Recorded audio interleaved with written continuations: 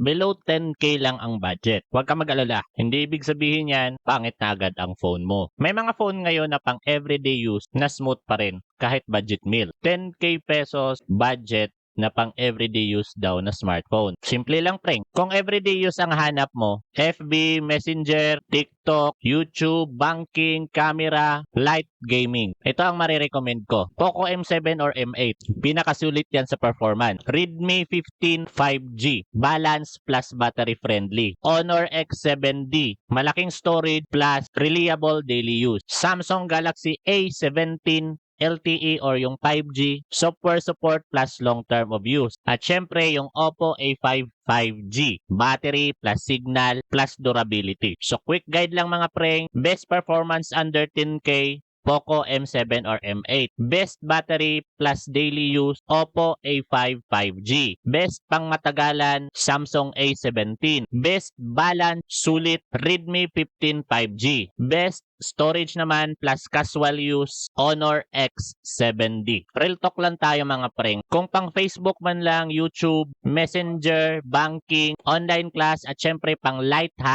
gaming, hindi mo na kailangan ng sobrang lakas na gaming phone. Kaya sa personal pick ko dito mga preng, mag Poco M8 ka kung gusto mo ng speed at sulit. At Samsung A17 naman kung gusto mo ng long-term peace of mind. Kaya mga preng, kung gusto nyo pa ng mga honest budget phone reviews and recommendation, follow nyo ako mga preng. And kung nakapag-decide ka na bumili ng smartphone online pero nag-aalala ka saan bumili, go check to my profile, check my bio mga preng. Nandiyan na lahat ng mga official and authorized store online na pwede mong pagbilhan ng smartphone or tablet. At nandiyan din ang top-rated mga preng. Top-rated smartphone accessories na pwede mong magamit in the future or sa iyong araw-araw. So go to my profile and check my bio. And mga preng, kita-kits sa susunod na video, follow for more.